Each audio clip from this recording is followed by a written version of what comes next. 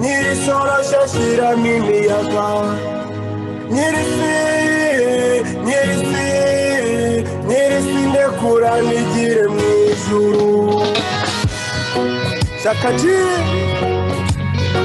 Mahoro kupfubyizi wacu Bapfakazi simbibagiwe Amarira yanyu Imana irayareba Kongere tubifurize kugubwa neza aho muri hose inshuti bakunzi ba Radio Urumuri nababwiraga gutangira ibiganiro by'uyu munsi mu ntangamarara yuko turi bugire umutumirwa umushyitsi bitewe n'amateka ariho ndetse n'amakuru avugwa mu mbuga nkoranyambaga ndetse no mu gihugu iwacu yuko havugwa amakuru yerekeranye na Shyaka Gilbert kuri Radio Urumuri mutayobewe ko twakoranye nayo ibiganiro hano kuri radio ndetse atubwira ko yikunda namwe mukurikira yuko abakunda akaba rero mu buzima bwe hari amakuru nubwo adashimishije ariko twagiye tubagezaho kandi dukomeje kuganiraho uyu munsi dufite umutumirwa wegeranye cyane na Shyaka Gilbert uri butubwire nyine ku makuru mashyashya ndetse no ku buzima bwe n'uburyo baziranye reka tubanze tumuhe ikaze turabasuhuje tubifurije ikaze kuri Radio Urumuri murakoze kunyakira kuri Radio Urumuri nitwa Eugenie Muhayimana nkaba mu gihugu cy'Ubwongereza niba hari ikindi mushaka kumenya aho mwambaza ibyo birahagije ariko twagira ngo utubwire rwose uriwe kuri Shyaka Gilbert mufitanye iyihe sano muhuriye mwari mubanye mute ni muntu ki kuri wowe Shyaka namumenye mu kwezi kwa kane ari gukora ikiganiro kuri radio Umurabyo TV hanyuma uko naramwandikiye nkuko yatanze nimero ye ariko mu byo yari yavuze nabonyemo ibintu namubonyemo impano ku bintu byose yakora yavuze ko ari umuhanzi avuga ko ari umufundi niwe muntu nabonye ufite imyuga irenga 2 akaba n'umushoferi afite perimi nuko rero numvishije impano afite nshaka kumenya byinshi kuri we nshaka no komeza kumukurikirana nuko twamenyanye nawambera umwana mwiza tukomeza kugenda tuganira aho niho watubara amatsiko wenda mumenyanye ukuntu mwabanye ukuntu mwaganiriye ese hari ibikorwa mwagiye mukorera hamwe kugira ngo tumenye neza umurongo w'umubano hagati yawe nawe tumenye aho mwari muhuriye muri ibi bihe Shyaka aho twakomeje kuganira mubaza ikintu yabakeneye ko mufasha ariko yahise ambwira ngo nge ntangaza indirimbo ze 3 yari yarakoze ariko ngo yari yazitanze kuri Radio Rwanda n'ahantu henshi mu Rwanda nta numwe wigize uzifata none namugiye inama yo gufungura YouTube channel akazajya izishyiraho abantu bakazireba byaranshimije kubera ko imwe imaze kurebwa n'abantu barenga 25,000 nuko ko indirimbo ze bazikunze sibo bonyine mbabareye muce mu ijambo ntabwo ari bonyine kuko ngubaho twatangira ibiganiro kuri Radio Urumuri n'indirimbo ze turi gukina kuva kandi tumaze hafi 50 mu biganiro ariko indirimbo ze nizo twakinnye kandi numva ahari niba ntibeshye ntayo twakinnye kabiri urumva rero abo bazirebye kuri YouTube ni bake cyane ugereranije n'abazizi tumumenyekanisha muri izo ndirimbo ze mbabare nayo nguciye mu ijambo kugira ngo nkunganire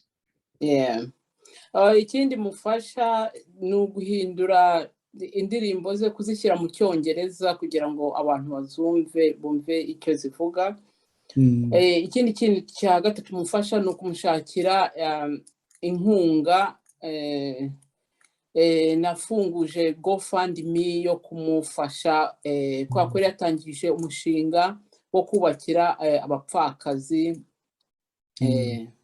ariko hari n'undi mushinga yakoraga mu bundi buryo nari namubwiye ko agomba kubikora kinyamwuga, niba ari kinyamwuga professionnel. Hanyuma yashaka kuzajya agaburira abana b'imfubyi buri wa gatandatu. Wenda uraza gukomeza mu kanya niba hari ibindi bikorwa mwakoranaga, ariko gendagira ngo dutinde gato Madamu Eugenie unyemereye dutinde gato kuri uwo mutima wa Shyaka Gilbert. Umutima umunini, numva ari umunini umurenze ubunini, kuko ntabwo mpamya yuko afite ubushobozi bwinshi bwo gukora ibyo bikorwa byose. Watubwira mu magambo make uwo mutima? Umutima wa Shyaka uko twagenda tuganira byakomeza kumbwira mu buzima bwe busanzwe uko yabaga gukora, bamuhembye, afite abandi bana b'imfubyi aha amafaranga mbere yuko akemura ibibazo bye bwite mbere yaho. Noneho twebwe ubusanzwe uko mbizi ngiye mbanza kuriha ibyanjye, amafagitire yanjye, hanyuma asigaye nkabona twese niko ubuzima budutegeka. We ayaciraga imirwi mbere y'uko anakora ibye. Noneho ikintu cyaje kuntangaza cyane cyatumye ntangira n'iyi GoFundMe, ntabwo byari mu mishinga mu bintu byo kumufasha gutyo byo gutangira GoFundMe, ni uburyo umuntu w'ibyumba yagiye kubakira umukecuru wo mu Bugesera. Ibi bintu byarandenze, ndamubwira nti kandi birenze n'ubushobozi bwawe, ntushobora gukomeza kuzajya ufata amafaranga yawe wakoreye ugende ujye gufasha abantu cyane cyane atanazi atarabona, kubera uwo mutima mwiza navuga waramurenze. Ajya kubakira umuntu mu Bugesera. Igihe ndi kureba ku ikarita y'u Rwanda, reba mu majyaruguru ukamanuka mu majyepfo, umuntu utarabona, umuntu utarahura, akweretse inzu neza yari igiye kumugwaho, aramwubakira, ariko ubu ngubu twamubuze iyo nzu atarayikinga. Nzi ko utari impuguke mu byerekeranye n'iyigamitima y'abantu, ariko turafatanya gutekereza. Ngewe uvuze ibyo bintu ndibaza nti umuntu ubuzima bwe yarabuvuze, turabufite ahantu henshi cyane, hano twagiye tubunyuzaho, yaje hano nawe ubwo arabwivugira, ariko uwo mutima we ndibaza yawugize ate, yawushyize mu gituza cye ate, mu gihe tuzi ko ari umuntu kuva yavuka wahuye n'amateka amugoye. Ubundi hari igihe umuntu abona amateka amugoye akagira umushiha kugira ngo akumva ko ari ugomba gufashwa, yakumva hari abantu batamufashije cyangwa bamuteye agahinda k'ubwo buzima bushaririye yanyuzemo, akumva we nta wundi yagira icyo amarira, ahubwo agahorana umushiha. We izo mbaraga zivanye he zo kubihindura, ahubwo akaba umuntu uramburira akaboko abari mu bibazo. Wenda mwavuganye igihe kirekire, mwakoranye, uvuze imishinga mwakoranye, urashaka kuvuga ko yari afite imbaraga zidasanzwe, kubona twebwe ubundi twashobora kuzana umushiha mu mutima umuntu anyuze mu buzima nk'ubwo ngubwo. Hari abafite n'imishiha ariko batanabunyuzemo, tujye tubivuga. Ni ibintu biruhije kumva aho yavanye izo mbaraga. Nk'uko bivuze, ubundi ni uko nk'uko bigenda, iyo wavutse ukagira ubuzima bubi ugira umutima mubi iyo umaze gukura. Noneho kuri Shyaka sinzi, gereka nge wazajya kubibaza, niba nzabibaza abapadiri cyangwa nkabibaza abakurambere aho uriya mutima yawukuye, ariko mu bintu yarambwiye ngo ese wari waburara cyangwa wari wabwirirwa kandi ukanaburara? Arambwira ati iyo mbonye umuntu udafite icyo kurya nibuka ahantu naciye, icyo mfite cyose tugomba kukigabana, nawe akagira ikintu arya. Nuko kandi nkeka ari nuko yabonye ko mama we yakuze ari umukecuru, nta muntu umufasha, abonye uwo mukecuru wo mu Bugesera uri gutabaza, ufite inzu igiye kumugwira, nicyo cyatumye amufasha nk'uko yafashije mama we. Murebye mu biganiro yakoze ku ijwi ry'imfubyi, abantu basangagaho ukuntu mbese uko yakuze. Umwana watangiye kujya mu kiede, kujya gufasha abafundi afite imyaka 10. Icyo kintu nicyo cyarambabaje imyaka 10. Kandi akajya no kwiga. Kuko ibyo bintu biratangaje. Ndagira ngo nkunganire kuko nanjye mu byantangaje, mu byanteye amatsiko no kumenya aho akura izo mbaraga z'uwo mutima guhindura ikibi mu icyiza.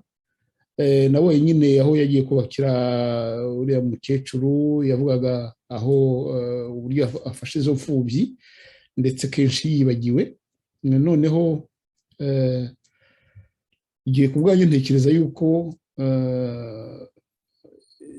Shyaka Gilbert ari umuntu udasanzwe, kuko cyane cyane nko kiriya gikorwa cyo kubakira imfubyi, kubakira uriya mukecuru, naravuze nti hano ngewe mfasha abantu nanjye kimwe nawe mu Bwongereza hari abantu bohereza udufaranga iyo tubonye, ariko biroroshye. Byoroshye gufata amafaranga ukayashyira kuri momo ukayohereza umuntu, bikaba birangiye, amafaranga umuntu aba yarakoreye cyangwa yarabonye ku buryo bundi, bikaba byoroshye. Ariko gufata isafari, kuko niba nibuka neza yatubwira ko aba Ibyumba, usiye ko ku kazi yagendaga n'i Kigali, ariko kuva Ibyumba ugatega imodoka ugafata ibikoresho by'ubwubatsi ukagenda wowe ubwawe ugashyiraho amaboko yawe kubaka, ukabakira uwo mukecuru.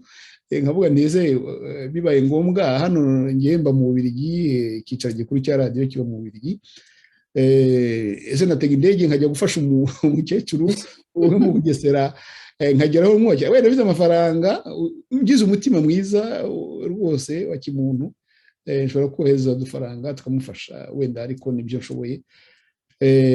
Icyo nagira ngo ngaragaze ni iyo implication, kumva agomba kujyamo n'umutima we n'umubiri we n'ibye kugira ngo afashe. Buriya biroroshye guha umuntu amafaranga, kugaburira umuntu ibiryo byahiye, kugira gute, ariko kugira ngo ushyiremo n'umutima n'umubiri wawe n'ibikorwa byawe, aho niho nagira ngo nerekane ubudasanzwe bw'inkunga yabagatanze Madame Eugenie. Sinzi niba nawe ari kubibona, ngewe niko ngerageza kubyumva. Icyo navugaho kuri mu kubakira mukecuru, hajemo ibibazo bya COVID, ntabwo yashoboye kujyayo, ariko yagomba kujya gufunga inzu. No mu kiganiro yakoranye n'uwo mukecuru amubwiye ngo ashaka ko babonana amaso ku maso, ariko ibingibi bibaye atarajyayo ngo afunge inzu. Hari n'ibindi bintu yagomba kumukorera, ntashobora kuvuga ko yari ibyo yari yateguye ku ruhande rwe, ntashobora kumuvugira, ariko yarabimbwiye. Nyuma yo kumufungira inzu, nanone urumva ko atashyiramo umukecuru ngo ajye yicara hasi. Yagomba kumukorera byose, mbese inzu ikuzura neza. Urakoze cyane kutugaragariza icyo kintu, ko yari umuntu utaragiraga umupaka, yagomba gufasha umuntu ko yagendaga wese, ndetse n'ibyo byose akenshi yibagiwe anibagiwe nabi, kuko yari afite abana agomba kugaburira, agomba kwishyura za mituweli n'ibiki byose.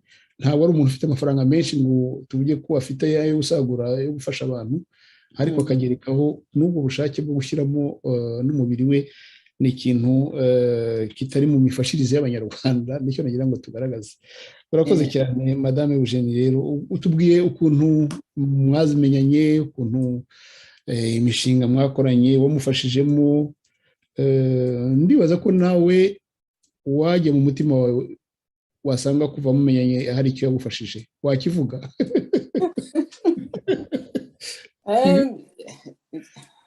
Ntabwo ngiye nshobora kumera nkawe, birandenze, ariko icyo yamfashije ni ukumenya gutekereza abandi mbere y'uko nitekereza, kubera ko nakomeje kuzajya mbimubaza, ni gute ujya kubakira umuntu wo mu Bugesera mutanaturanye utanamuzi?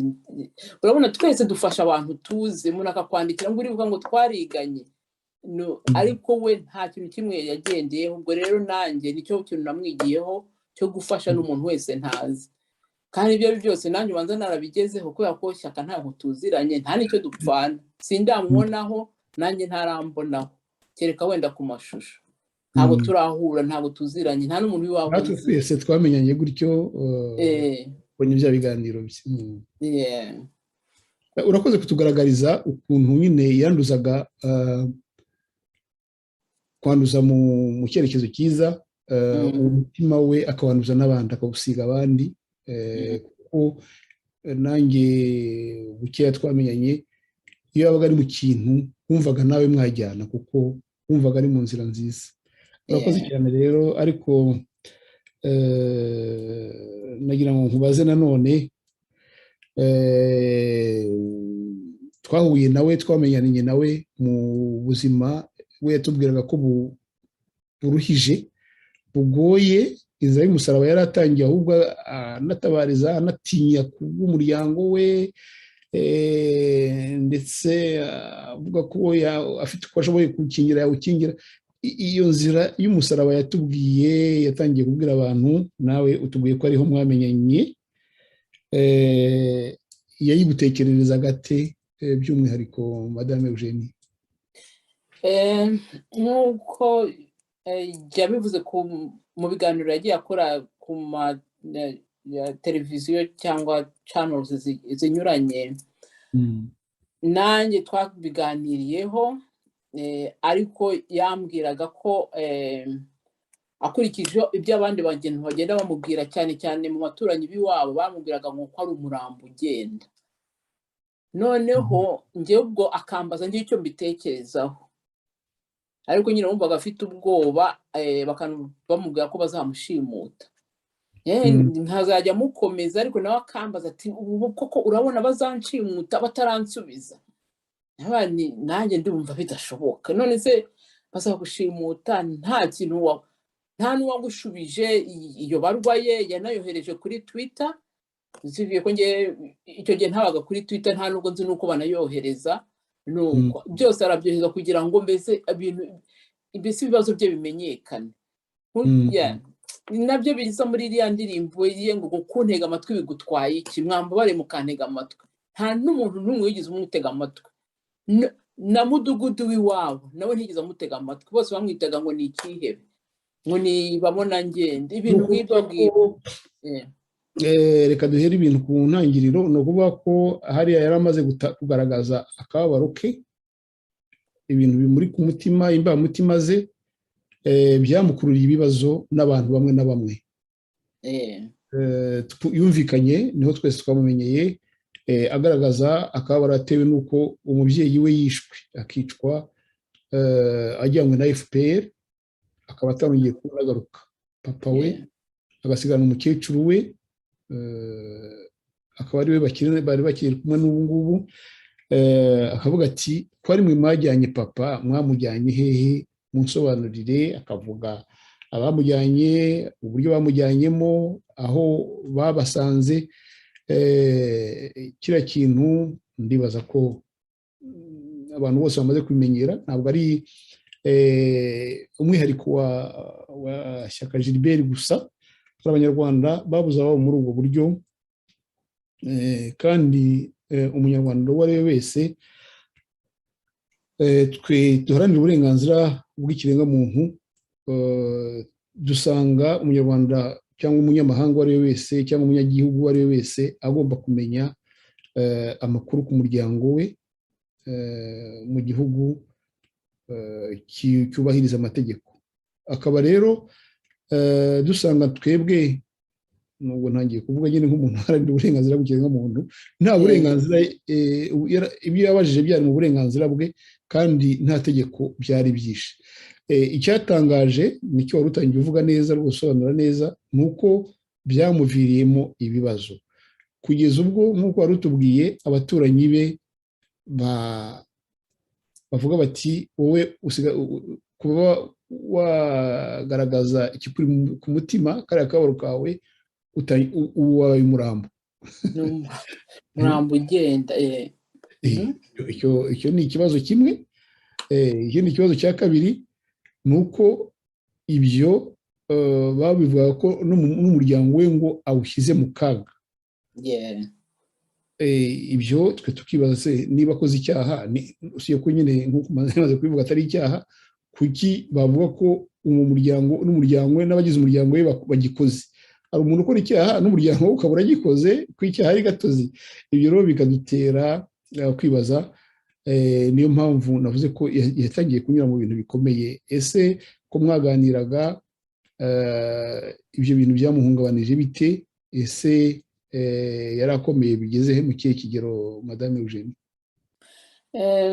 Shaka niba ari nuko izina ribivuga, n'ibyo byose yacagamo, Shaka akazi ke yakomeje kugakora, ako k'ubufundi, ariko n'ubwo bwose akita ubufundi. Njye nabonye ari umu expert, umuntu ukora amaplafo ariya gypsy niba ari boards.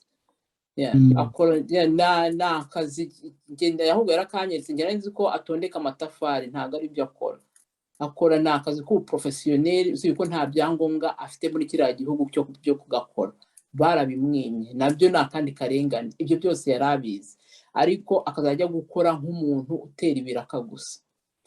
Ariko n'ubu bwose nyine ibibazo yari abifite, ubuzima bwe bwarakomeje. Kandi muzi ko nyuma yaho yasohoye indirimbo 2 ziyongera kuri 3 yari yarasohoye mbere. Ubu ngubu bino bibaye deja kwa gatandatu yaravuye muri studio ataha ibyumba, yari amaze gukora izindi 2 atarasohora. So zira aho ngaho. Ubuzima bwarakomeje, ariko n'ubundi ubwoba n'ubundi ntibwashize. Hari yaraga adasinziriye, yagiraga umutwe urengeje kubera kubitekerezaho cyane, yumva ko kuvuga akarengane ke, ibintu bye, nubwo yabuze n'uwaza kumubwira ngo ibyo bintu ntabwo ari byo. Ntabwo yabuze n'ubimubwira.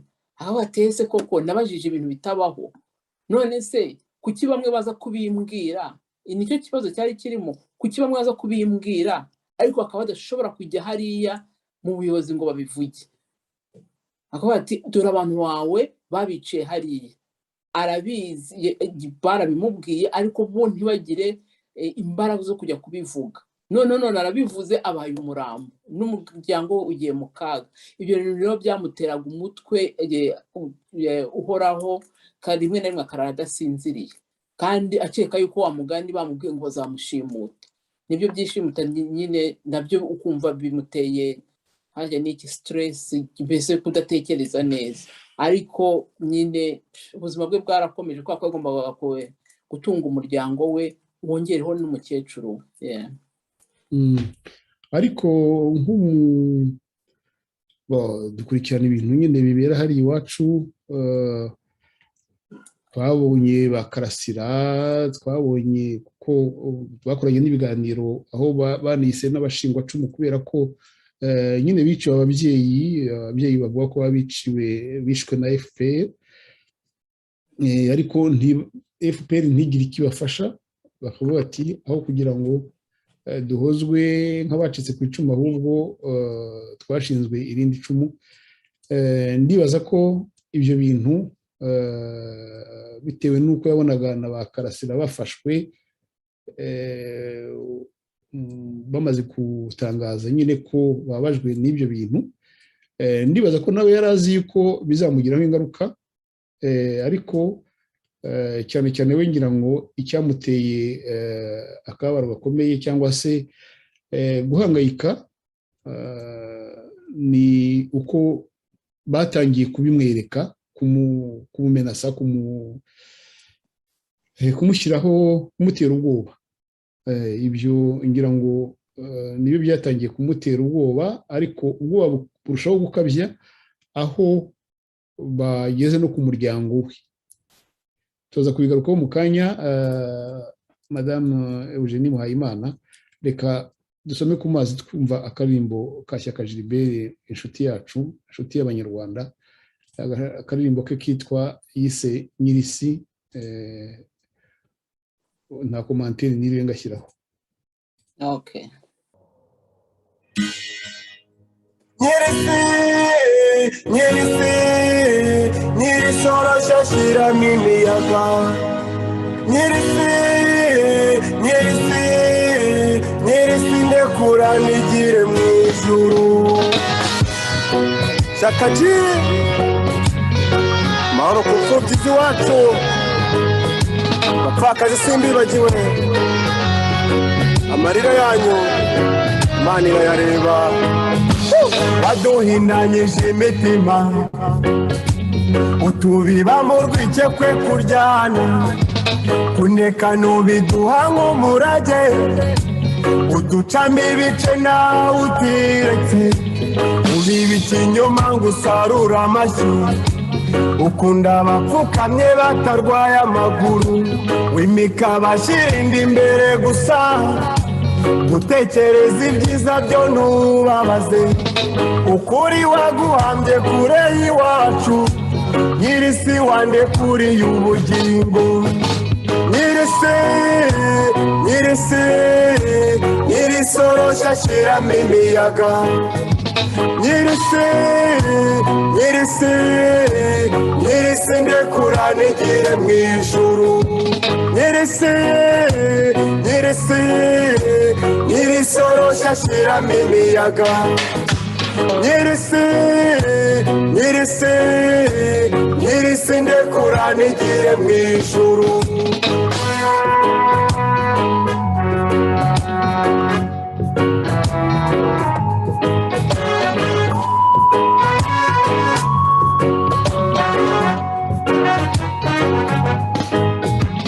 wangize imfubyi ndakura unyicisha inzara ndaguma ndasukuma ndapfukama nkusaba puberi turayinyimugabulira ibisiga ijwi ry'imfubyi rirangurure ikinyoma gihungeho imikwa urukundo wangize imfubyi ndakura unyicisha inzara ndaguma ndasukuma ndapfukama nkusaba puberi urayinyimugabulira ibisiga ijwi ry'imfubyi rirangurure ikinyoma gihungeho imikwa urukundo ijwi ry'imfubyi rirangurure cyane ikinyoma gihungeho imikwa urukundo nyirisi nyirisi nyirisorosha shiramo imiyaga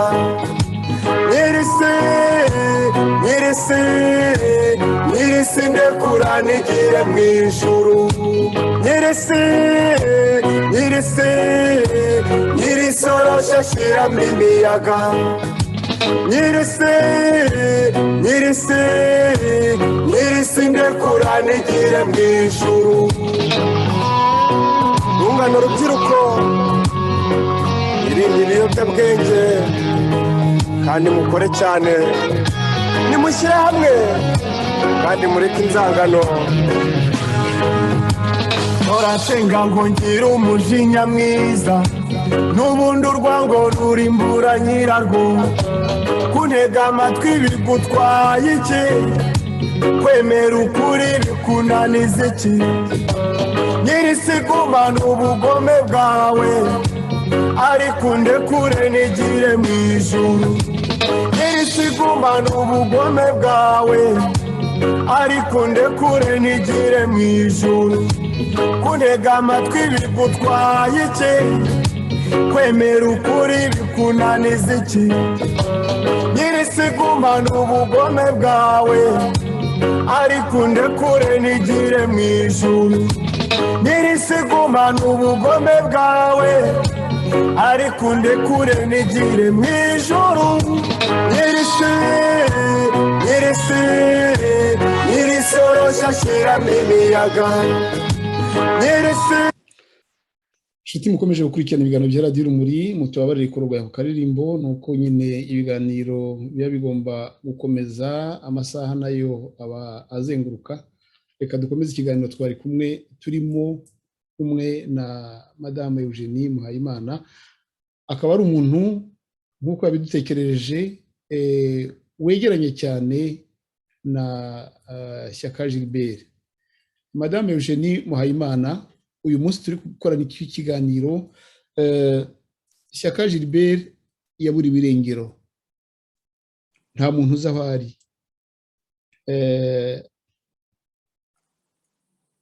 Dutekereza yuko cyangwa se twifuza yuko aho ari yaba ari safe, yaba ari muzima, ameze ari muzima. Reka nkubaze aka kabazo ngira nti ibyo bibazo byatangiye muri wikendi ishize, ndashaka kuvuga itari ingiye y'ejo yashize ejo, yayibanjirije. Wadutekereza muri magambo avunaguye ukuntu ibi bibazo byatangiye, ese mbere yabyo iyo wikendi hari ibimenyetso yari yamaze yatangiye kujya abona, bidutekereza ukuntu byaje. Ibibazo mbere y'uko ibibazo abigira hari itariki zingana 20 na zingahe 22 ni kuri 22 ku cyumweru, hari tariki 22 ku cyumweru kibanziriza icyashize ejo. No, mbere yaho rero sinzi ngo aho bamutumye igipapuro, urumva ni ibintu byinshi byerekeranye n'akazi, ntago mbizi aho bari bakimutumye, ariko ni igipapuro gisanzwe ngo kereke cy'imico n'imyifatire gitangwa uhereye kwa mudugudu. Numva ngo abantu benshi barakibasaba iyo bagiye babonye akazi ahantu kugira ngo bamenye imyifatire yabo. Noneho Shyaka aragisaba, mudugudu aramubwira ngo ntashobora kukimwandikira ngo kubera ko ngo akora i Kigali, ngo wenda ngo hari ibintu ngo bakora i Kigali. Shyaka asubira i Kigali, ajya kwa mudugudu we aho acumbika ari gukorera i Kigali, bamuha igipapuro bamubwira ngo twe ntacyo tukuziho. Agarutse mu mudugudu we, mudugudu aramubwira ati genda ntacyo nguha. Undi atese kubera iki? Undi ati nge nuko mbishaka. None aratekereza ati umudugudu afite abantu bamukuriye, reka njye kubabaza. Sinzi ngo gitifu w'akarere, ntabwo sinzi uko bikurikirana akarere n'umurenge, sinzi ikibanziriza ikindi. Uwo mudugudu akurikira yarafunzwe, arabisimbuka ajya kundi gitifu, imanza ari uw'umurenge, ntabwo nzi uko bikurikirana, ariko nzi ko ari gitifu.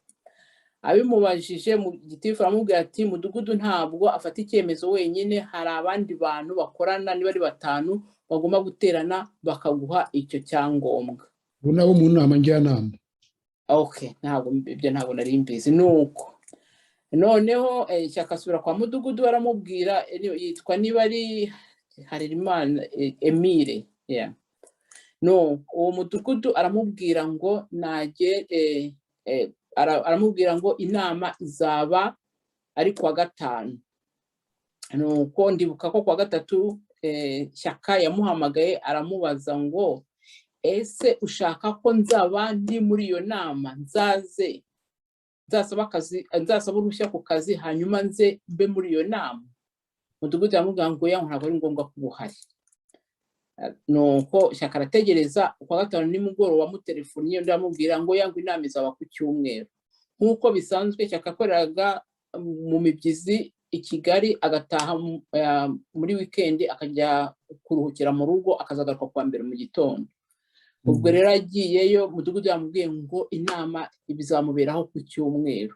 Shyaka agenda nk'ibisanzwe, azi yuko nyine inama iraba, ntacyo yumva afite, imico ye ari isanzwe n'imyifatire ari isanzwe.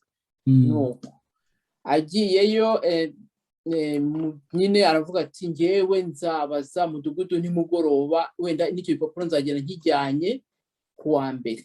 Nuko rero ntiyigize abibona. Ubu ku cyumweru byari mu masaa 7 yahari iwabo, urumva ko buriya sinzi aho ngo yaragiye gutembera na madamu we gusura bene wabo n'umugore. Nuko ngiye kumva nyine ayo yari ngiye namuhamagaye, kubera ko yari yambwiye ni ibintu twari twarumvikanyeho, ni ko tugomba kuza dutelefonana igihe icyo ari cyo cyose kugira ngo tumenye, kuko yari azi ko bazamushimuta, ati ahubwo muzamenye nuko banshimuza naho banshimutiye. No, noneho yari yambwiye ko ampamagara mu minota 30 ntiyampamagara, hashize amasaha 2 muhamagaye numva ari kuvugana n'abantu, ari kuvuga ngo kuki mutwaka amadantite mu gihugu cyacu. Noneho numva arongera avuze ngo ese bano bantu bari hano bose mwayabatse. Noneho numvisha ari ibintu by'intunganye, ndamaze se nabaki, avuga ngo ni abantu ngo bitwa ngo basekirite, ntabwo ngo abacunga mutekano, ibintu nk'ibyo ngibyo. Ikintu namubwiye nahise mubwira, aramutsobanurira, arambwira ati umudamu wanjye nta dantite afite, none muhaye telefone ajye ahamagare mu rugo bayimuzanire. Nuko njye nahise mubwira, kubera ko biratangiye kugenda bamwegera, namubwira nti va aho ngaho ntitubura. Nuko yahavuye ahantu hose, yasubiye mu rugo agenda n'amaguru, yahagenze nk'amasaha ageze nko kuri 2, kubera ko yagendaga n'ahantu atazi. Mbabarire kuguca mu ijambo gato, ni ukuvuga ko yatemberanaga n'umudamu we mu nzira bisanzwe, we yibaza yuko mu butegetsi, mu buyobozi aho ngaho hari kubera inama yo kugira ngo imuhe iki cyangombwa cy'ubudakemwa mu mico no mu myifatire, akazagisubirana i Kigali ku wa mbere. Noneho ageze mu nzira, mu gihe yibwira ko bari mu nama nyine yo kumuha icyo cyangombwa, we haza abo bantu bamwaka ibyangombwa, basanga arabifite, arabibaha, arabibereka. Gusa umudamu we ndabizi ko ntabwo abadamu ndabubaha cyane, nzi ko hari igihe mushyira utwangombwa mu dushakoshi, mu bufite udusakoshi kugendana ku wa mbere, akugendana ku wa kabiri, akugendana ku wa gatatu, rimwe na rimwe ukibagira guteruza ibyangombwa wari uyifitiye isakoshi ejo, ugashyira mu yo ukabatura iyo bitarimo. Ibyo ndabizi ko bikunze kubabaho, ndibaza ko nta n'umuntu ku isi ubibarenganyiriza. Oya, ariko reka nongereho akantu gatoya. Bari muri ako gace k'iwabo, ako karere k'iwabo, ni ahantu bavukiye, ni ahantu banakuriye. Ntabwo bumvaga yuko wenda agiye nk'i Kigali nta dantite afite, aho ngaho byakumvikana. Ahantu bavukiye banakuriye, icyo ni ikibazo kugira ngo bababwiye ngo batange amadantite yabo, ni ikibazo. Uti umuvunye kuri telefone ubu bari muri izo mpaka, noneho ugira inama Gilbert yuko kubera ko uzi ko bashobora no kumwenzaho kubera nyine ka kantu bamufitiye, ko yagaragaje ko abantu bamwambuye umubyeyi we, kugira ngo batamwenzaho. Uramubwira uti wowe ufite ubuzemu, ushobora kuba ufite imiziro bakwenzaho, we waba ugigendeye umudamu wawe ukaza kumwohereza ibyangombwa nyuma aragenda, nubwo mwaherukanye kuvugana nawe. Oya, uwo mugoroba nyine muri iyo apremidi, uwo mugoroba wose nyuma ya 6:00, ubwo umudamu we yatangiye gutelefona Shyaka, aramubwira ngo naze bahurire ku gasantere kari aho ngaho imbere. Shyaka aramubwira ati tugiye ku gasantere gute, wagiye aho twari tugiye ko nimusangayo. Uno akamubwira ngo bandekuye. Nuko bigeze aho ngaho umudamu we yaje kumubwira ati bandekuye. Okay. Yaba ngo bandekuye, ngo reka duhurire ku gasantere hano imbere. Urumva ni ibintu Shyaka nawe abyibaza ati ngewe ndajya kuri kara gasantere tujya gukora iki, ko tugiye gusura umuntu. Byaho twari tugiye gusura umuntu, nanjye ndaza mpagusanga. Shyaka n'ubwo bose ngewe yavuga ngo yize amashuri 6 abanza, ariko imitekerereze ubwenge afite nge byarandenze. Nahoraga mubwira ni cyangwa buriya waratubeshye, tubeshya n'amashuri. Bya bindi by'inyamaswa y'inkenzi yahizwe nyine nayo ihora ikenga. Yaravuze ati umudamu wanjye twari dufite aho tugiye, none ari kumbwira ngo tujye guhurira ahandi. Wowe ukeka yuko ari abavugishaga uwo mudamu we kugira ngo bamukururaze, ko umudamu we turaza wenda kubireba umudamu we uburyo byamugendekeye. Nuko Shyaka noneho aratangira, aramuhamagara, bamaze kumvikana gutyo, umudamu we ntiyongeye kumuhamagara. Hanyuma noneho Shyaka atangira kumuhamagara, umudamu ntiyitaba. Noneho atitabye, Shyaka yahisemo kumwandikira. Reka nsome ibyo yamwandikiye. Yego. Yaramwandikiye ngo umudamu yahise amwandikira kuko Shyaka amuhamagara amaze kwitaba byananiye. Shyaka aramusubiza ngo none se niba kwitaba byakunaniye kuki utampamagara? Noneho umudamu aramusubiza ngo nabyanze. Shyaka aravuga ngo urabyanze? Noneho ibi bintu byo byamuteye, yarambwiye ngo ishyamba si ryeru, kubera ibi ngibi ari kumubwira ngo ntashaka kumuvugisha ibiki n'ibiki, kandi bagiye ahantu hamwe. Kandi ni ukuvuga ko nkoresheje inyurabwenge yanjye ndareba ngasanga ayo magambo atari ay'umudamu yandikira umugabo we bari bafitanye gahunda.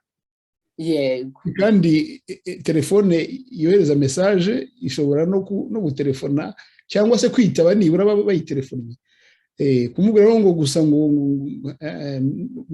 harimo ikintu ngewe ndibaza ko iyo telefone ye atari urutoki rw'uriya mudamu we wari urimo kuyikoresha. Nibyo. Nuko ariko hagati aho ngaho ubu byari bimaze kuba ku isaha yo mu Rwanda, izi mesaje bazandikiranaga 8:22:23. Ni muri apremidi, ariko byamaze kugera mu masaa 10. Mukuru wa Shyaka aza gutelefona Shyaka. Noneho ukundi kuntu byagenze, telefone Shyaka yafashe simukadi ya telefone ye ayishyira mu gatelefone gatoya kugira ngo batelefone direct. Noneho Shyaka ajya akoresha WhatsApp n'izindi online kuri internet. Noneho mbese bibe telefone ebyiri zitandukanye. Noneho mu gihe madamu we agiye gutelefona mu rugo ahamagara ngo bamuzanire identite, yakoreshe kaga telefone. Noneho Shyaka afite iyo yindi, umugore rero ngo bamujyana na ya telefone ya Shyaka, uwamutelefona direct, byagiye kuri ya telefone umugore yari afite. Noneho uko amutelefona Shyaka, mukuru yatelefonaga muri umunawe, ariko ntiyamenye yuko telefone ifitwe n'umugore kandi umugore afitwe na polisi. Nuko noneho umudamu akarira akamubwira ngo bandekuye. None zino bakurekuye urarizwa n'iki? Noneho njye nabonye abari banamufashe, sinzi ari abanyamwuga, ari abapolisi b'abanyamwuga. None umuntu wamfashe none akavuga ngo bandekuye kandi akarira, kuki se utambwira ngo nabanza ceceke d'abord? Ubwo byashyize inyenzi mu gutwi, niko mu Kinyarwanda bayivuga. Mukuru we wavuze ati ibyo bintu ntabwo byumvikana ukuntu umugore wa murumuna wanjye arimo kurira kandi akambwira ngo bamurekuye, ubundi yagombye kuba yishimye. Nanjye Shyaka yarabimbwira aravuga ngo mukuru ari kumutelefona akavuga ngo bamurekuye. Nuko Shyaka arambwira ngo ashaka gutaha ubwo yarashatse gutaha iryo joro, gusubira mu rugo. Ariko none se kutazi ko umudamu wawe ageze mu rugo, ntushobora kujya mu rugo utazi n'ahantu ari? Nuko Shyaka yiyemeza kutajya mu rugo, ari byo byaje kuba iryo joro. Baza kuhatera ngo bigeze mu masaa 9 z'ijoro, ngo ubundi ngo sinzi uko babimubwiye, ariko ibyo byose abandi babatse ibyangombwa nibo baje nijoro gukinguza kwa Shyaka. Oya, abagiye gukinguza n'abapolisi bambaye imyenda ya polisi, kandi ngo barafite n'imbunda zifite amatoroshi, zifite amatoroshi ku mbunda. Za mbunda bafatisha amabandi cyangwa za mafiya, ibintu nk'ibyo. Nibyo nizo bari bafite. Nuko nyine basaka hose nyine kwa Shyaka, abana barabakubita, bajya kwa mukecuru nawe n'ibitutsi byinshi kubwira umukecuru umeze kungana kuriya. Ko bashaka iki? ngo bari gushaka umuhungu we. Mm. Yeah. Umuntu ikibazo nta convocation bigize ahubwo niba basaba icyangombwa noneho ngo baza kumufata, nta convocation bigize bamwohereza, nta gipapuro na kimwe giturutse muri polisi cyangwa giturutse harya muri RIB cyangwa giturutse Batwibutse isaha batereyeho aho ngaho iwabo.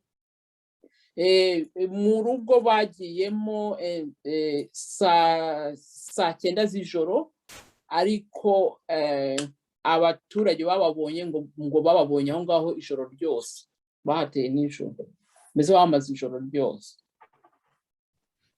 Ni ibintu biteye amatsiko kuko niba numvise neza ibyo yadutekerereje, Shyaka Gilbert yari afite ibyangombwa abyereka abo babibabajije ku manywa n'umugore we, arabyerekana, we aza kwisubira mu rugo arataha. Ibyo ndumva bisobanutse yuko mbere na mbere nta kindi cyaha yari afite, nta cyaha yakurikiranwagaho. Yaza kuba ugikurikiranwaho ntabwo ari kuba yari amaze iminsi yidegembya mu butegetsi abasaba icyangombwa, nta cyaha yari afite. Kuri icyo cy'ibyangombwa, ibyangombwa yari yabiberetse, we n'umugore we niba utari ubifite. Ni ukuvuga ko buri wese utekereza yakwibaza ati ese bagiye kumutera muri iryo joro bamubaza iki, bamushinja iki, bamubyukirije iki, bajya kumutera bashakaga iki abapolisi? Kuko ndibaza ko bidafite ibyo by'abapolisi bya mu gicuku saa 9 z'ijoro n'ibyari byamubayeho ku manywa, ndibaza ko byari bifitanye isano.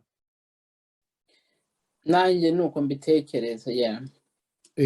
Hariho kandi umuntu yakurikira agasanga nta hantu na hamwe Shyaka Gilbert yari afite ikosa cyangwa ari mu kibazo runaka icyo ari cyo cyose cyamugonganisha n'ubutegetsi. Nanjye ntacyo nabonaga, nk'uko nawe yabivugaga, yari ategereje igisubizo cy'ibarwa yanditse. Aha rero niho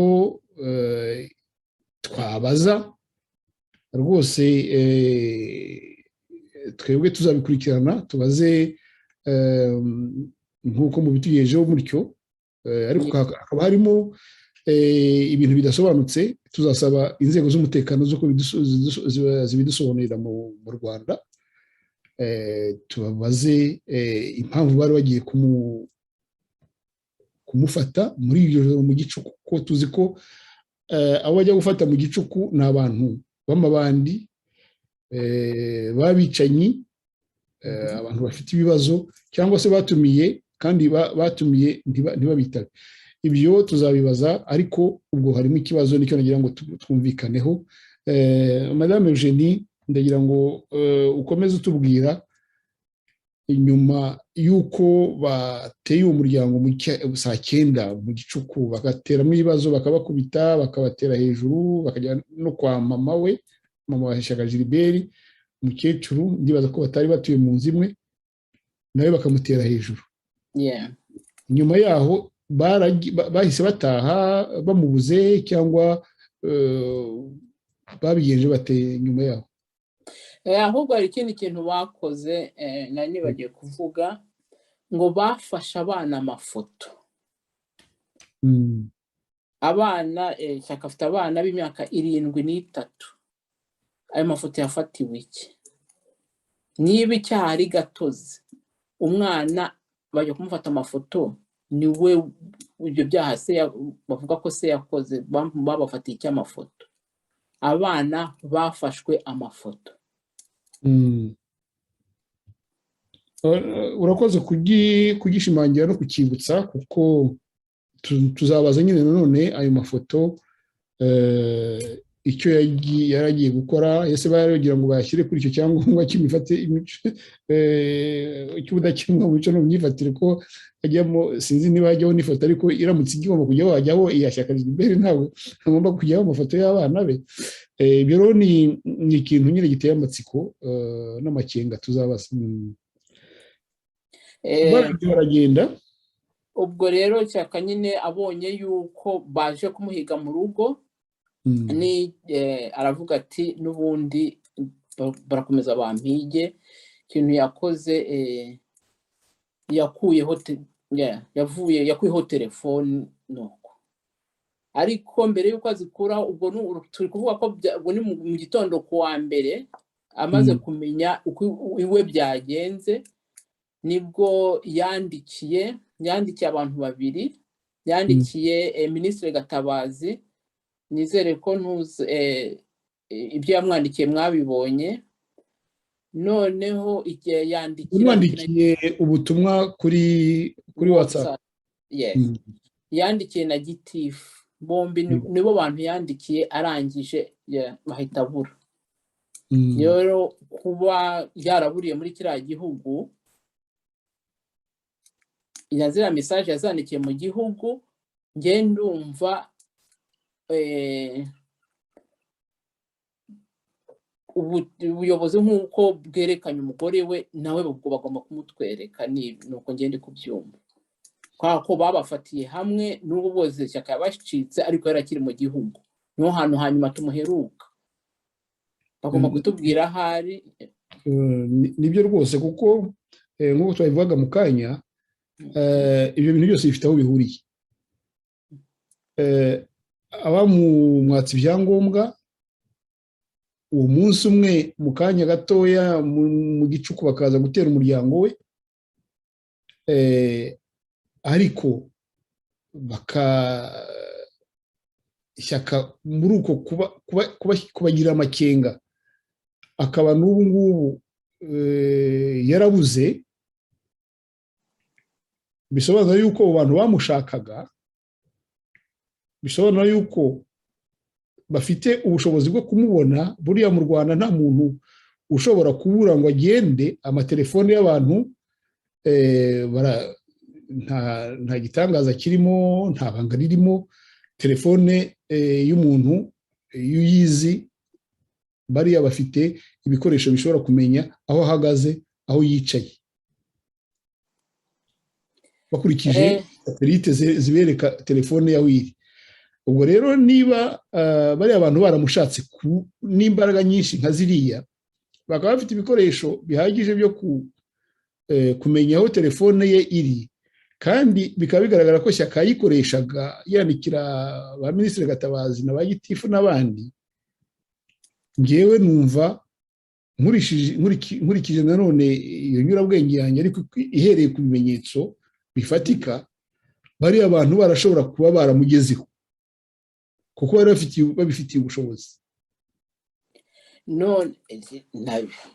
Nabyo birashoboka, kubera ko none se ko mu ntangiriro na madamu we batigeze bahoraga bamubwira ko agomba kuvuga yuko yatashye, ngo bandikuye, kandi ibintu yabivuze inshuro 3, kandi amaze n'iminsi 3 aba mu rugo.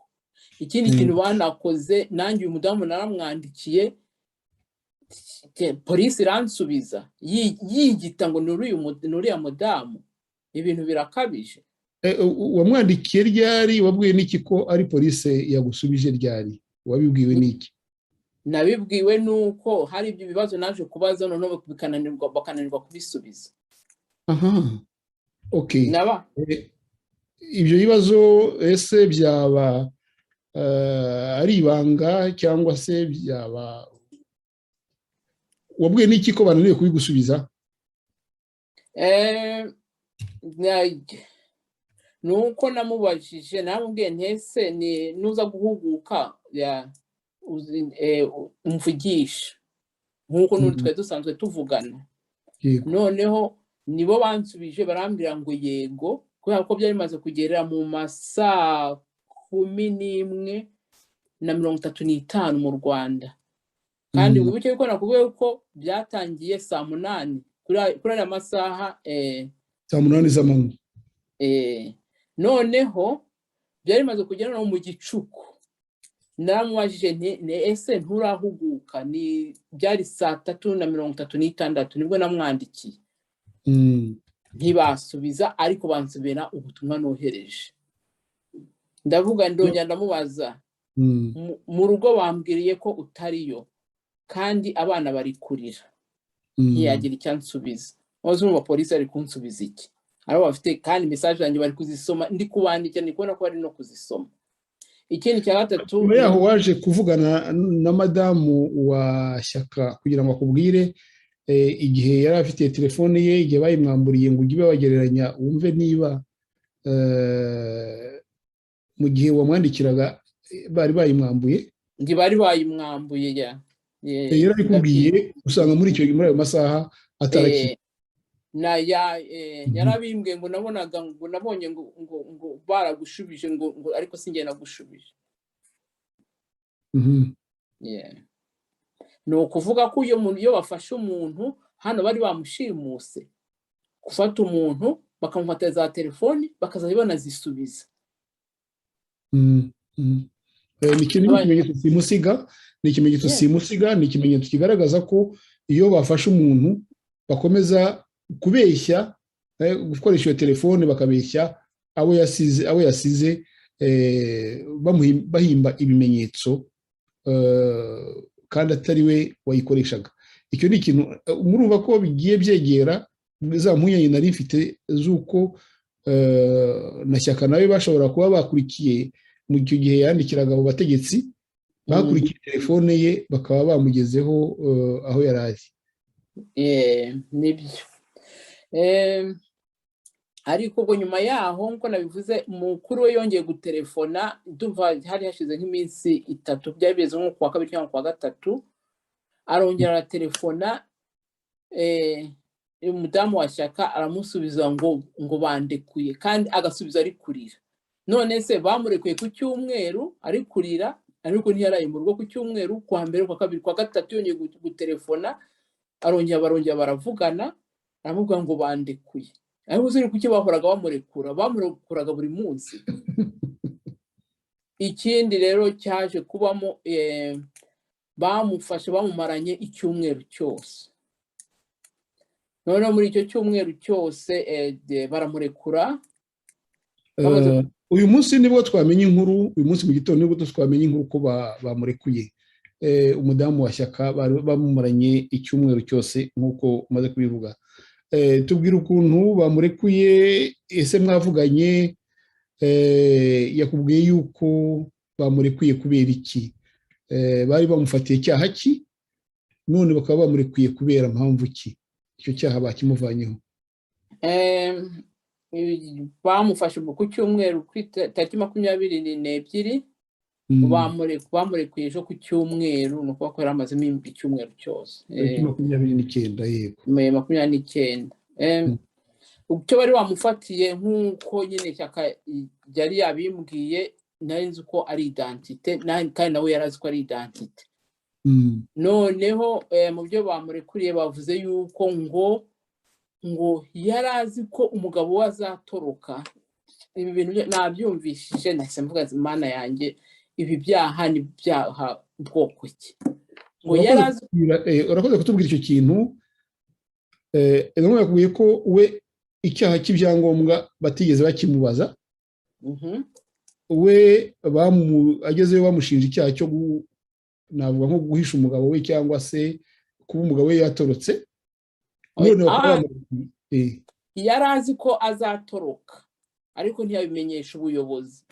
Nibyo harimo diferanse irimo yarazi ko azatoroka.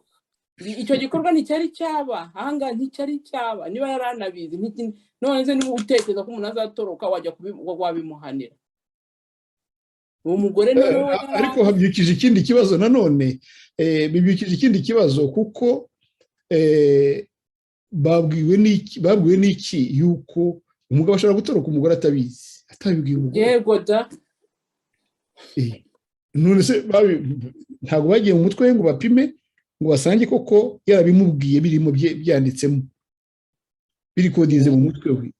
Niba yaragiye atabimubwiye se bagira ngo abigenza ate uwo mudamu? Ikindi gihe ntumvishije n'ukuntu bamufatiye identite barinze bamurekura atanayerekanye. Wene wasanga atari nawe bari bafite.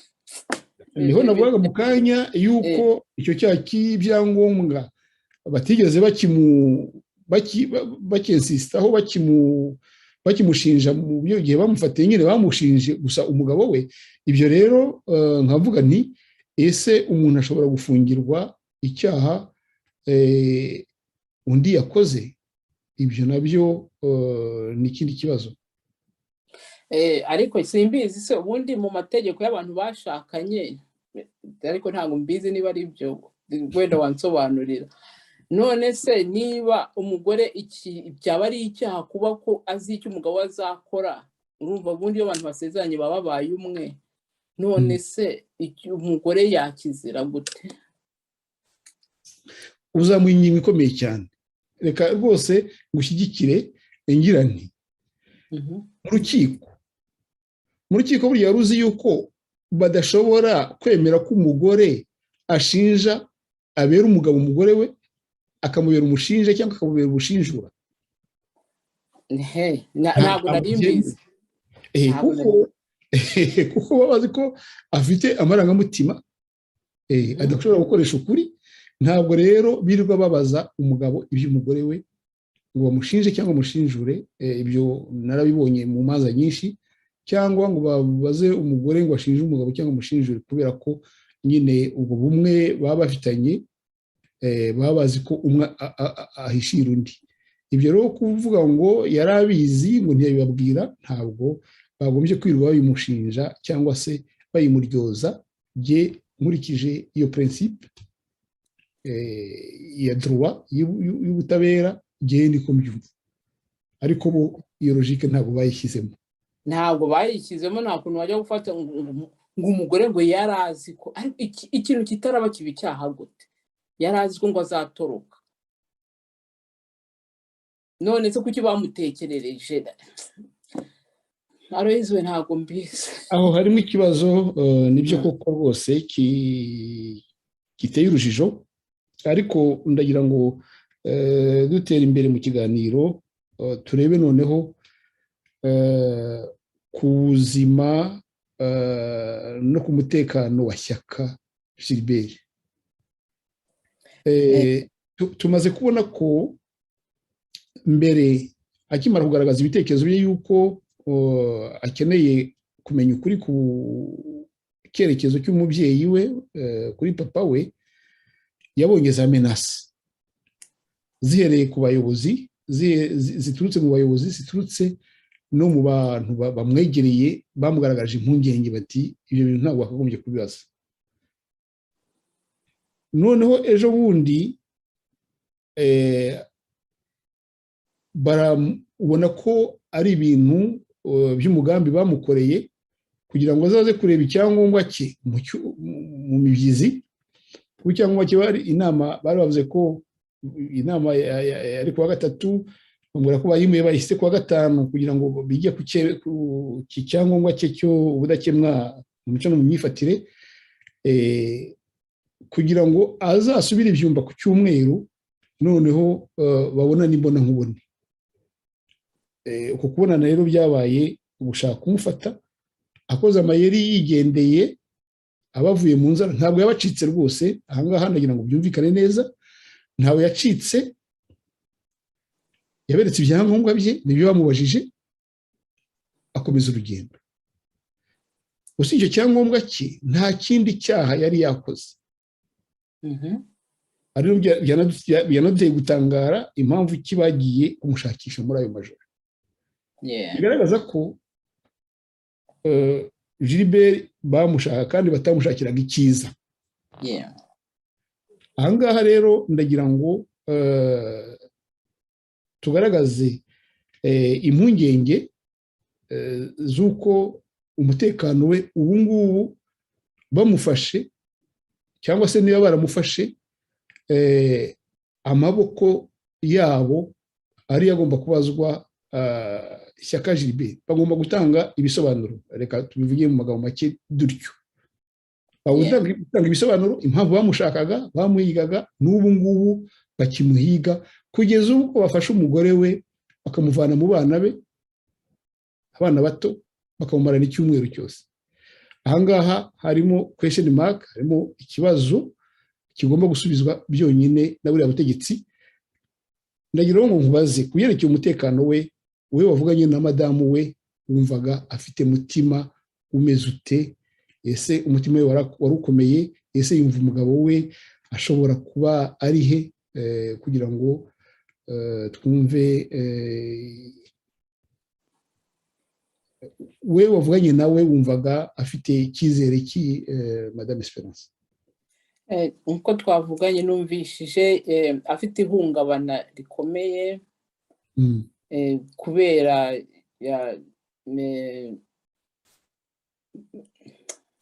guhohoterwa yagize, akaba anahangayitse kubera ko atazi aho umugabo we ari, kandi akaba atazi cyane cyane n'amaherezo y'ibi bintu n'ibyo byaha nabyo bamushyizeho. Urumva gusohoka asenyiye n'ibintu atanazi, nabyo ni ibindi bintu biri mu mutima we biri kumushengura, biri gutuma arara adasinziriye, kandi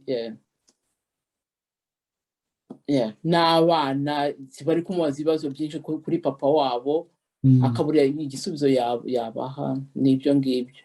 Kandi koko nk'uko nawe yageze mu rugo agasanga ibyo bakoze mu nzu, ariko ko ntari namubaza ni kubera ko basatse no mu nzu, sinzi icyo bakuye, ntawe uzi icyo bakuyemo, kubera ko abari bahari ni abana batoya, na madamu nyine nibwo yari akihagera, ntazi ibyo batwayemo.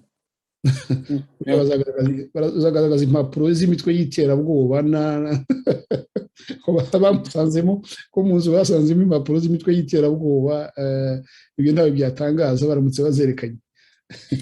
Nk'uko rero wabivuze, ibiriya byose byabaye ku cyumweru bamuhagarika, ziriya mesaje zose yazohereje ari mu gihugu, kandi ibibazo byose byatewe biterwa na buriya buyobozi, nibo bagomba kutubwira, kandi bagashaka naho shyaka ari, kandi bakamutwereka ari muzima.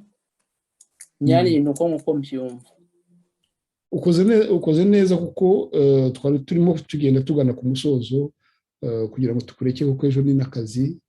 Twebwe kuri radiyo nibyo tuba twariyemeje, tuba tugomba kubyirengera, ariko wowe ntabwo twaguha uwo mutwaro wo kurara ijoro. Uwo musozo niwo ngira ngo dushimangire, wuko hari ibintu umuryango wa Shyaka umaze kutubwira yuko umugore we yahungabanye, kandi ahubwo atahungabanye n'ibyo umuntu yakwibaza. Hari ibintu uriya muryango wari usanzwe ubaza leta y'u Rwanda, ndashaka kuvuga Shyaka Gilbert by'umwihariko, none byongereyeho yuko bamufasha. Ibyo byose nibo bagomba kubibazwa irengero rye. Nkaba mbona ibi bintu bigomba gukurikirwa, uvugana n'umugore cyangwa se wenda n'abandi bantu bamwegereye, cyangwa se nawe cyangwa se n'undi, hari ibikorwa wumvise biteganywa byo kugira ngo abantu bakurikirane, cyangwa se bakurikiranye iyi ka ya Shyaka Gilbert, kuko ni ka iteye inkeke, iteye kwibaza, aho ubuzima bwe twumva ko nk'uko tumaze kubigaragaza muri iki kiganiro bushobora kuba buri mu kaga. Hari abantu b'umuryango, hari abantu cyangwa se bo mu miryango mpuzamahanga cyangwa se imiryango, hari abantu babikurikiranye, hari abo mwavuganye, hari inkuru wumvise, watunyuramo muri make? Nanditse ibarwa yo gutabariza Shyaka n'umuryango we, nayohereje kuwa 4. Ndumva iri ahantu hose ku mbuga nkoranyambaga. Wadusobanurira muri make ibikubiyemo n'uwayoherereje uwo ari we n'ibyo yasabaga mu magambo make? Nasabaga, nayandikiye Human Rights Watch. uburenganzira bw'ikiremwamuntu, imiryango y'uburenganzira bw'ikiremwamuntu niyo nandikiye batabariza kwa ko bombi bari babuze, ariko ngo nayo yanditse ku wa 4 ku cyumweru nibwo mudamu we bamurekuye. Ikindi nibagiye kuvuga nuko bamufatiye ibyumba ariko yasohokeye muri sitasiyo ya Remera i Kigali, bahise bamukorera transfer ako kanya. Nacyo ni ikindi kibazo ku muntu bafatiye identite gusa. Niba bagufatiye identite bagukura mu gace k'iwanyu bakakujyana i Kigali. Ndibaza ko itakirimo kuko ubundi tuzi ko iyo bafatiye umuntu identite bamujyana mu kigo cy'inzererezi, ntabwo bamujyana mu kigo cy'inzererezi. Ndumva ikibazo cya identite ataragikurikiranyweho, ahubwo icyo yakurikiranyweho n'ibyo bamuvuze ngo bamufunguriye. Izo mpamvu bamufunguriye ni uko atababwiye aho umugabo ari, cyangwa nuko ngo atababwiye ko azacika. Nuko abo navuganye nabo muri uwo muryango w'uburenganzira bw'ikiremwamuntu, kugira nababwiye ko madamu we yabonetse, ariko mbabwira yuko bagomba gushakisha n'aho Shyaka ari, kandi ko dushaka kumubona ari muzima. Kandi nkaba nsaba n'ubuyobozi bw'igihugu nuko twerekana convocation n'icyo bari kumushakira. Kugeza ubu ntawe uzi icyo bari kumuhigira. Nta convocation bohereje mu rugo ngo yange kuyitaba. Yashatse no kujyayo kwa 5 ngo ajye mu nama, baramwangira iyo nama y'icyangombwa cye, ahubwo bashaka kumufata, bajya no kumusaka, bajya no kumuhiga, bafungana. Ariko se wa mugani na karengane k'ibihekane, kandi nta cyaha yigeze agira, nta n'icyaha bamushinja ubu ngubu. Ntacyo na kimwe kigaragara, usibye nyine ibyo abaturage bamubwiraga ko ari umurambo ugenda. Kandi bamubwiye ko ari n'ikihebe. Urumva ayo magambo yose ko kwita ikihebe ngo nuko wanditse ngo iretere, ubazo ibarwa ubariza umuryango wawe. None yanabuze, niba bashaka kuba bamufite, ariko nasabye ntuza Human Rights Watch kumushaka, hanyuma bakamutwereka kandi tumushaka kumubona ari muzima.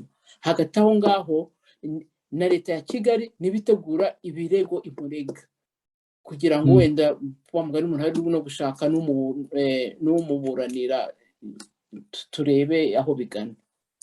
Nuko ngende ndi kubyumva.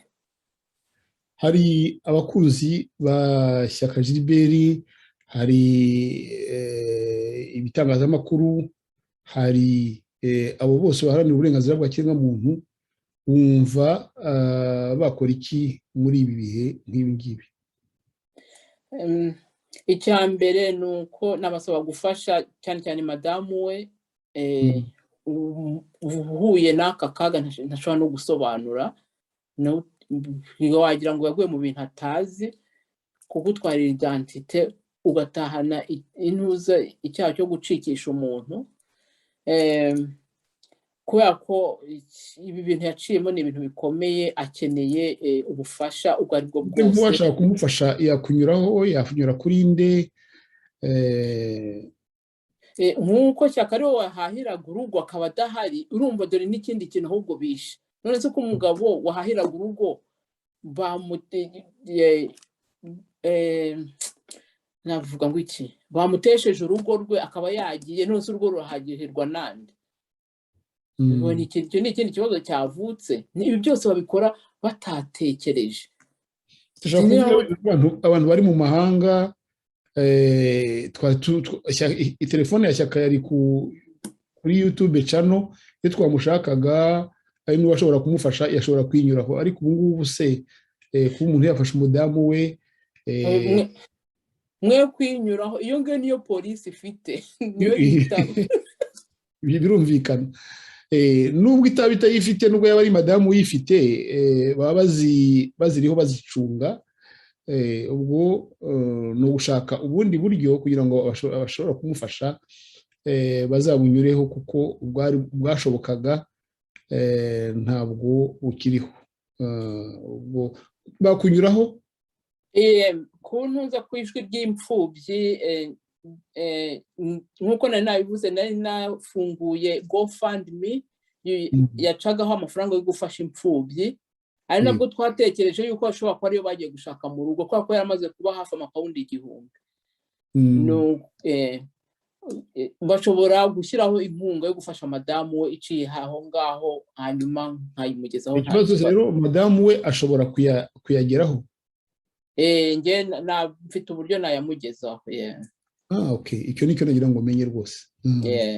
Abadukurikira barabyumvise, ubwo bayanyuza kuri iyo GoFundMe iri kuri YouTube channel ya Shyaka Gilbert ariyo ijwi ry'imfubyi. Yego.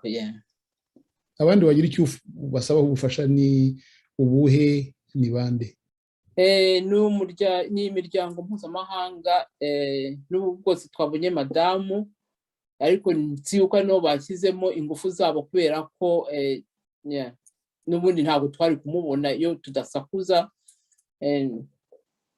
bakadufasha no kubona Shyaka.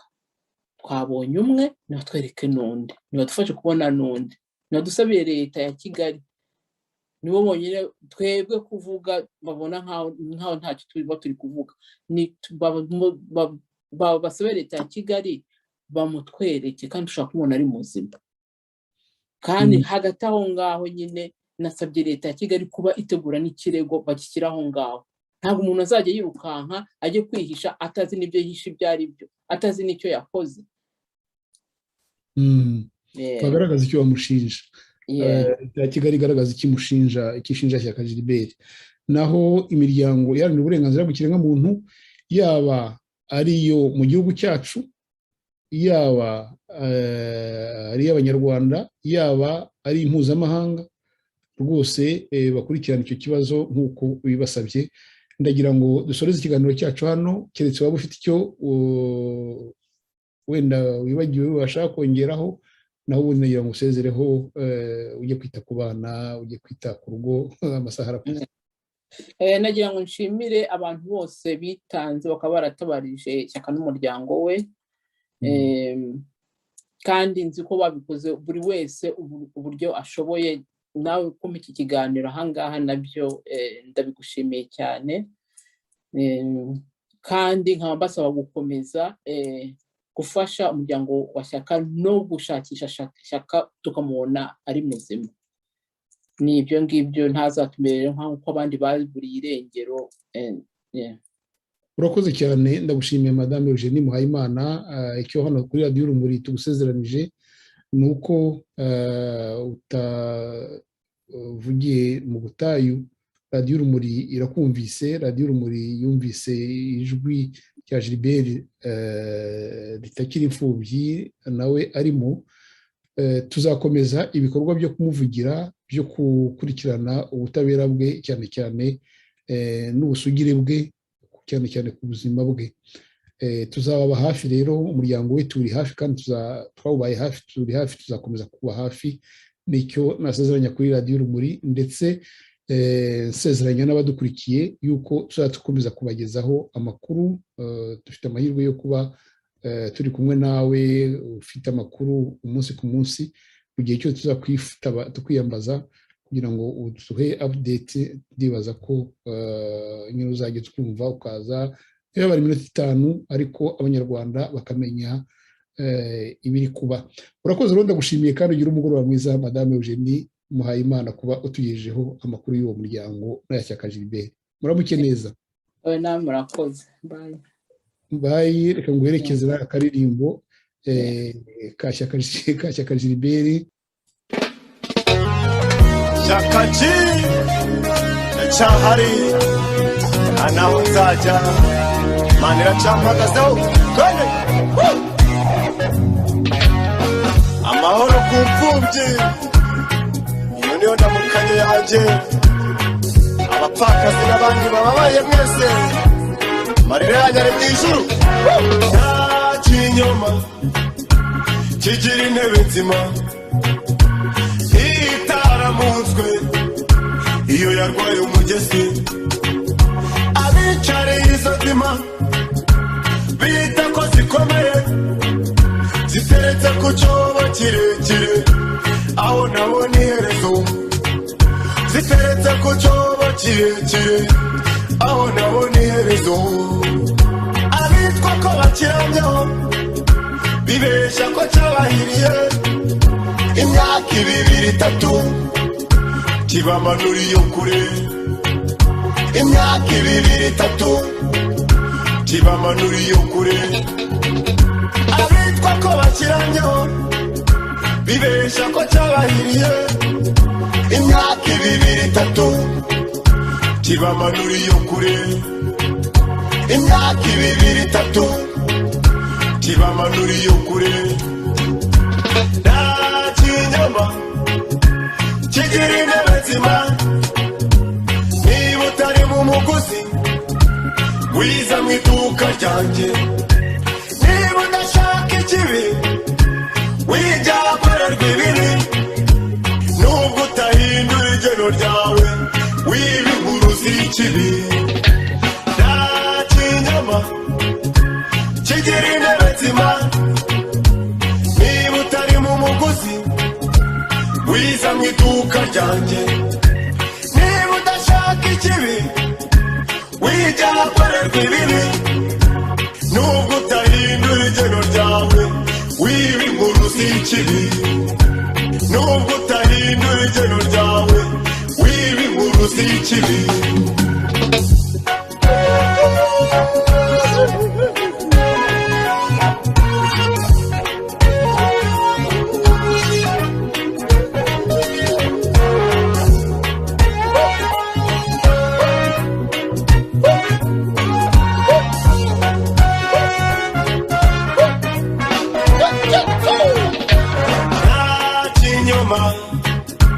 kigira intebe nzima wituma munahogora niba utabasha kumuhoza wimwongerera amarira wiyise muhanga amaso niba unaniwe ibyiza wikwiye kurira ibibi jya uhindura ibyo ushoboye ibyo unaniwe wibyangiza niba unaniwe ibyiza wikwiye kurira ibibi jya uhindura ibyo ushoboye ibyo unaniwe wibyangiza korana n'abashaka abatakumva bareke babera urugero rwiza sigaho wibahutaza sigaho wibahutaza nta kinyoma kigira intebe nzima niba utari mu muguzi